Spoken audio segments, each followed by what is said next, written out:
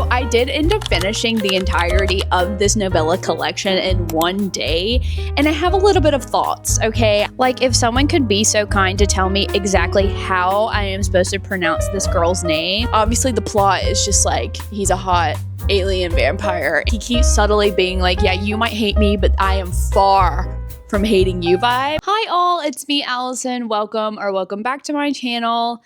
I have a really random day off of work, like it's literally in the middle of the week. It just so happens that a Halloween novella series just got released that features some of my favorite authors, including Ali Hazelwood and Christina Lauren. It's called Scared Sexy Collection. It's a collection of 6 novellas written by pretty popular authors, and they all kind of have a spooky Halloween type theme. And I figured, hey, it doesn't really take me that long to read a novella, and I have a whole day off of work. Why don't I try and read every single one of them and give you guys a review? So in this series, we have Hot for Slayer by Ali Hazelwood.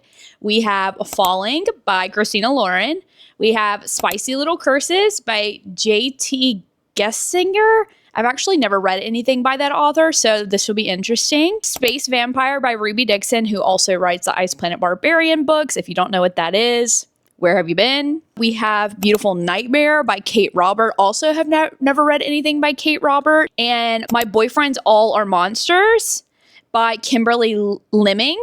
Also have never read anything by that author. So we're doing half and half. Half authors I've read and half that I haven't. I thought it would be fun to kind of go through these. One, because we're getting into the spooky season, and there is nothing better than a collection of really good authors coming together to give you a bunch of spooky short stories. So I'm going to go ahead and start reading these. So the first one in this collection is Hot for Slayer by Ali Hazelwood. Thank goodness she is. The whole reason I wanted to read this collection in the first place is because I can't help but read everything that she ever comes out with. So in this one, this is about a vampire and a vampire slayer.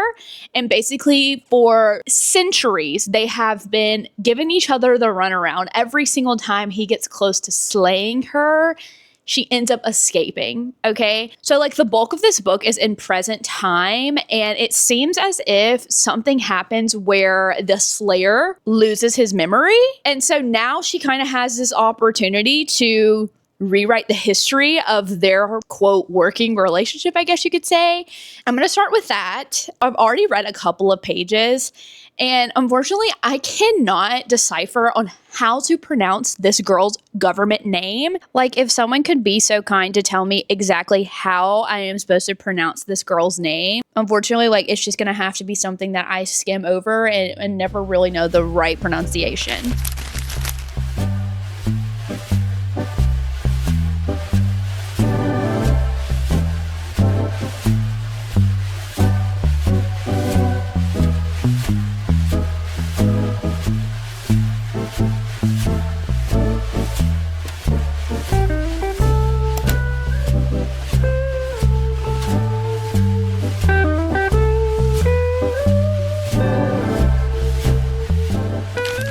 Okay, so I'm about 50% into Hot for Slayer. And here's the thing about Ali Hazelwood that is going to do it to me every single time. And she is the queen of soft and subtle yearning. And in this book specifically, Miss Ethel has been under the impression that Laszlo has been trying to kill her for centuries. And to be fair, like, he has to a degree. But even though he has lost his memory, he still has these instincts inside of him that he can't necessarily go away, even though he doesn't have memory for it. So basically, every single time she's like, we're enemies, we hate each other, he keeps subtly being like, yeah, you might hate me, but I am far from hating you vibes. This is so good. Also, I just love, you know what, it's really hard to read things that are like about vampires because there is a fine line before vampires start to get really cringy. But that's the thing I love about Ali Hazelwood. The way that she can blend comedy into really detailed story building is, I think, is a craft that not a lot of authors have mastered, unfortunately.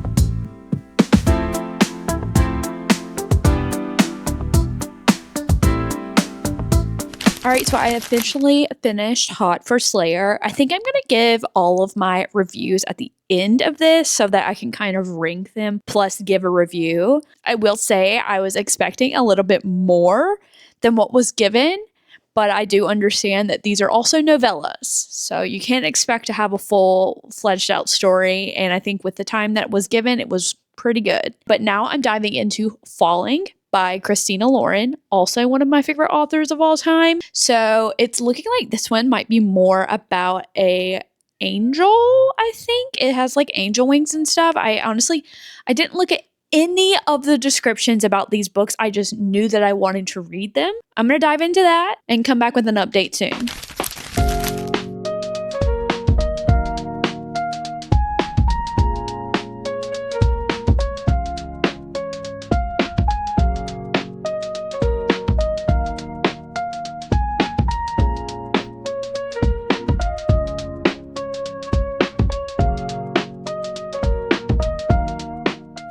So I officially finished Falling by Christina Lauren, and I have to say this one really surprised me.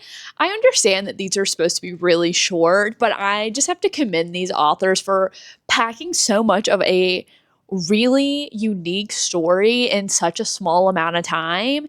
And this one in particular just has a trope that I can never say no to. Fated mates, if you will. This one isn't technically like mates, but it's the same kind of vibe, like fated soulmates, if you will. Really enjoyed this one. So now I'm going into the third one, which is Spicy Little Curses. And if you're seeing this cover, it's kind of giving like voodoo doll vibes. So I'm wondering if this one is going to be like more like voodoo, New Orleans type shadow magic, if you will. I have a feeling that some of these are going to be like really unique paranormal / fantasy type reads that maybe I'm not necessarily drawn to as much, but I'm excited to get into it. And like I said, I've never read J.T. Gessinger before. So let's dive in.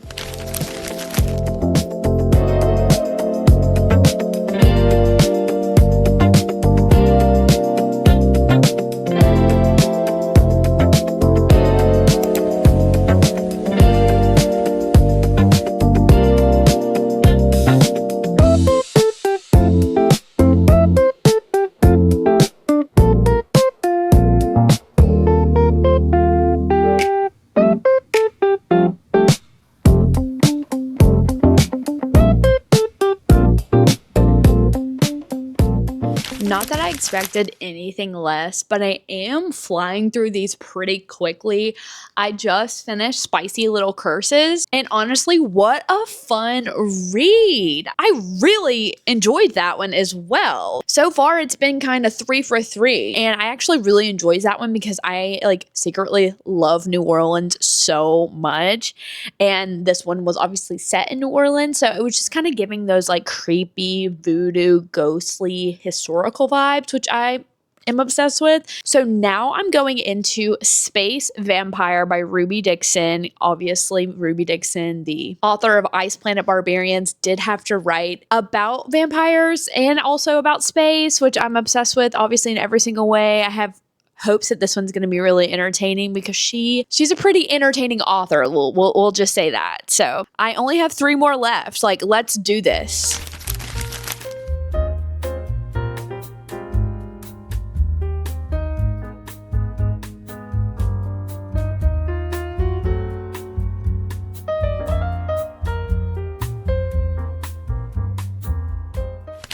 You guys, I actually kind of wish that this book was a full-fledged book. Like, it actually was so entertaining. Like, out of all of the ones that I've read so far, this is the one that helped me disassociate the most, believe it or not. Like, I kept reading and then I like jolted and I was like, wait, I'm actually reading a book right now. Like, you know the vibes. Okay, so I really enjoyed this one a lot. It was basically Ice Planet Barbarians, but he is not this like uncivilized alien species. He actually is completely like human-esque. He just looks like the Ice Planet Barbarians, and he also is a vampire. So obviously the plot is just like he's a hot alien vampire and they're stuck on a ship and they're trying to escape. Like, there really was nothing to it, but there was so much to it. So now I have 2 more left. I actually can't remember which one's the next one. I think it's the Kate Roberts book. Let me go look on Goodreads. Yeah, okay, so next is Beautiful Nightmare by Kate Robert. Never heard of her. Obviously never read anything by her. So this is going to be fun and interesting. The sun is going down. Like, it's getting so dark in here and I'm getting really sleepy, but I'm pushing through. I think that I can get both of these done in 2 hours.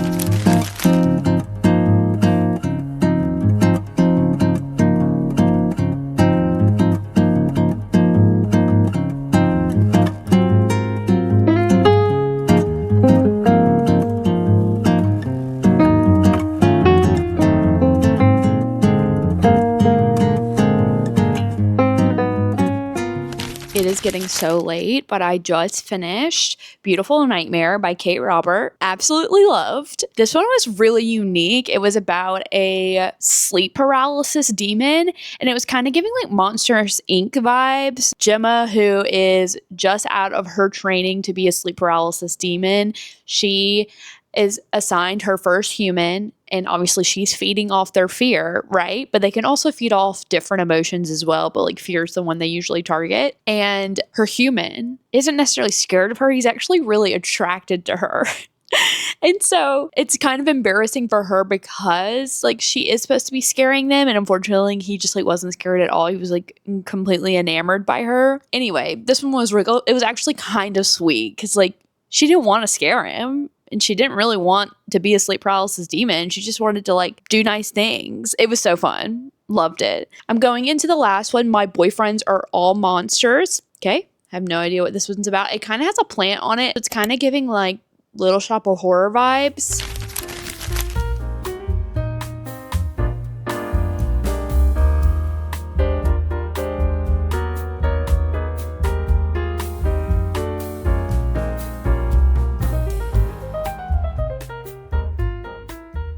So I did end up finishing the entirety of this novella collection in one day, and I have a little bit of thoughts, okay? One, I wanted to rank worst to best out of the 6 of these books that I read, and I also wanted to give just a little bit more details, I guess, about what these books are actually about. I didn't have a lot of time to like update you guys throughout reading them because I wanted to get them done, and I finished the last one at 10:31, 1 minute after my bedtime. Okay, so I was really crunching for time. So now I'm going to give you just the full scope of these books and which ones I liked and which ones I didn't. Starting off with number 6, quite literally the worst one out of the entirety of the series. I found no enjoyment reading it, and that was All My Boyfriends Are Monsters by Kimberly Lemming.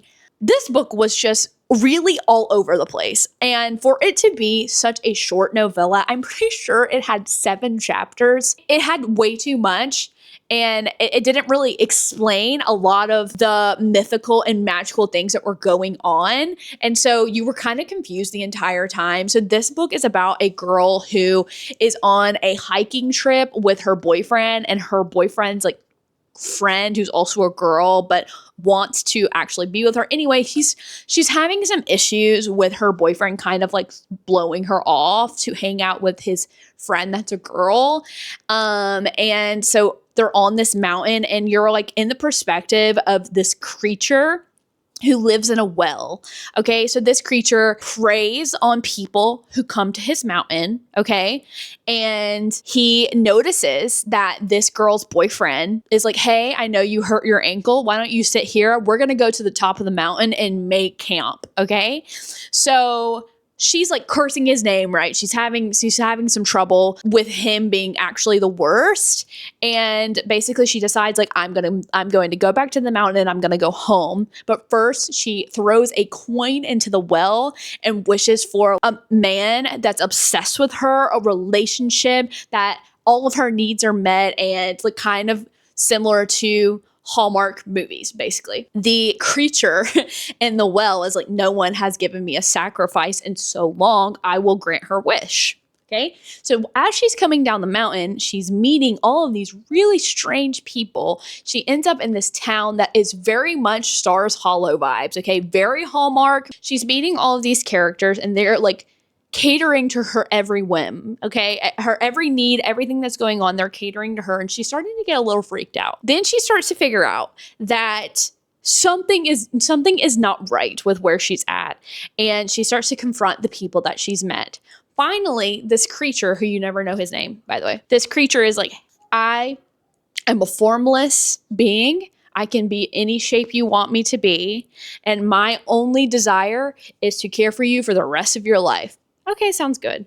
Unfortunately, like, he did transform into a kraken hybrid. Tentacles. I thought it was a plant on the cover of this book. It was actually tentacles. He was doing kind of like Uma from Descendants, okay? I don't know. It made me feel really uncomfortable. Didn't love it. I would come so far to say I hated it. I gave it 2 stars. Coming in number 5 was Spicy Little Curses by J.T. Jessinger. Now, this one wasn't bad at all. It was actually very entertaining and I enjoyed it a lot. This one was about a girl. She's a journalist who also kind of chases stories that kind of have like a paranormal type air to it, okay? She's in New Orleans because she has been tipped off that there is a tattoo artist in the area who can tattoo jinxes. Also, she has been told that his tattoos actually move, kind of like Maui from Moana vibes. She goes and he is horrible to her. So mean, okay? He's like, get out of here. He's starting to feel, you're kind of in his head and he's feeling things that he's never felt before and he doesn't understand why. You find out that his family has been under this curse that any woman who falls in love with them will die. Even though our female main character, I honestly don't remember her name, even though she wasn't necessarily in love with him, she was marked for death. So in this one, they are trying to figure out, 1, why she was marked for death when they barely know each other, and 2, how they can break his curse. It was very sweet. I loved it. I loved how unique it was, like with the moving tattoos and the curse on the tattoos. And I don't know, I really enjoyed it. I thought it was great. And for this to be like my first taste of J.T. Jessinger, I think I had a really good time. Coming in at number 4. Now, this is going to be, dare I say, kind of controversial for me, but I'm going to have to do Hot for Slayer by Ali Hazelwood. The whole reason I was diving into this series was because I wanted to read Ali Hazelwood, and not to say it wasn't good. Like, I thought it was very interesting and I liked the premise. It just didn't have that spark that usually Ali Hazelwood is able to produce. It was still good. I enjoyed it, but I don't think that it hit like I thought it was going to hit. That's why I want to rank it as number 4, because I haven't really thought about it since. It was great, but it was kind of just like, okay. Number 3 was Falling by Christina Lauren. Once again, I'm a little surprised because I thought Christina Lauren was going to be a little bit higher on the ranking list, but I did really enjoy this one. So this one is about a girl. She's going to a party with her boyfriend. Her boyfriend actually sucks, okay? She's just wondering, like, why am I even with him? Maybe I should break up with him. So she texts him and she's like, we're over. And he's like, okay, bye, vibes, okay? But while she's at this party, she notices this person across the room. And you're kind of in his head at this point. And you find out that he has this charm, this alluring presence that women cannot deny. Like, it is a curse that he has, that women are able to fall to his feet and basically be like in a trance when he's around. And he's at this point. You also find out that he feeds off these like human emotions, right? So he spots her and he's like, I want her. He tries to like give her his eyes, right? The trance. He wants to lock her in and like she's not falling for it. And he's like, that's never happened to me in my entire life. So after that, they find themselves alone and he's trying to figure out like why he can't pull her into his thrall, right? So then you find out that he's been cursed. I can't remember why, but he's been cursed, and the only person who can break his curse is his one true love that he lost. So that's the premise of Falling. I thought it was sweet. I really enjoyed it. I wish it could have been just a little bit longer. It was great.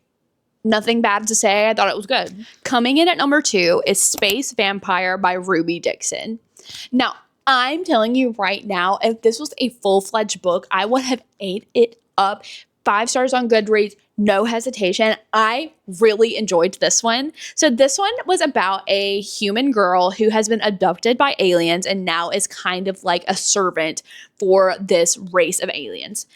On this ship that she's on, her alien masters have this business where they make clones who can be part of like war and army and battles and such and blah, blah, blah, blah, blah. Well, our main character, Dana, she goes to sleep, takes a nap, wakes up. Everybody on the entire ship is gone. She can't figure out where they went. She doesn't know what's going on. She does see that there is a note that says that there is a danger on board. Then we kind of switch to our clone, who is the danger on board, right? He also needs blood to survive. He is basically a vampire, okay? And instead of kind of like attacking her, they start to form this alliance on how to basically escape the ship, because they know that once things start to clear, those aliens that fled will be coming back and she will no longer be free. So they come up with this plan to charge the last escape pod that they have to escape and basically disappear. They obviously start to form this kind of relationship. It was so good. I don't want to say much because I think everybody should go read it. It was so good. And if you've ever read Ice Planet Barbarians, like, you know that the barbarians, the aliens in those books are a little like uncivilized because they don't have like the capacity to understand humans. They have to basically be taught. And in this one, because he's a clone, he has that capacity. So he's like very intelligent compared to like what we've read in Ice Planet Barbarian. So I really enjoyed it. And lastly, the best book in this collection is My Beautiful Nightmare by, I found out her name is actually Katie, not Kate, so sorry, Katie Robert. This book was so interesting to me, and I thought it was very sweet and endearing. So basically, this book is about a sleep paralysis demon who gets assigned to her first human. She feeds off human fear, right? Or she will starve and disappear. Instead of feeling fearful of this girl, demon, if you will, he feels very much attracted to her. Okay. He actually wants to get to know her and like form a relationship with her. Okay. And she just feels so defeated because she never thought that she would be able to actually be a sleep paralysis demon. And this is kind of like proving her point. Like, she's not scary at all. She does find that feeding off those happier emotions, like his attraction, also can feed her. So instead of trying to scare him every night, they just like conversate and like, you know, start to get to know each other, things like that. It was so sweet. Our main male character, Caleb, was so precious. He was just like, I just want to get to know you. I want to tell you about my job. He's a pediatric nurse. Like, it was just so sweet. I loved it. There's not much to say. I just thought it was very wholesome and sweet, and I thought I had a really good time. Well, there you have it. I did read 6 books in one day, and I very much enjoyed myself. I thought that this collection was a fun Halloween type read. I felt like I had a really good time, not only reading about things that I am familiar with, like aliens and vampires, but also doing more unique things like cursed men with tattoos and sleep paralysis demons. Like, I just had a really good time. I thought all of these were very, unique and fresh stories that maybe I haven't seen before. And I would totally recommend, if you're just interested in like short, quick, easy reads that also kind of get you into the Halloween spirit, like this is it for you, I think. Well, thank you so much for watching this video. If you enjoyed it, please sure to like and subscribe if you don't mind. I'll leave social media links down below. I have Instagram, TikTok, Goodreads, my podcast. I'll even leave the links to these books. I think they're on Amazon. I'm pretty sure they were like an Amazon original series. So be sure to check out those if you don't mind. But for now, bye guys.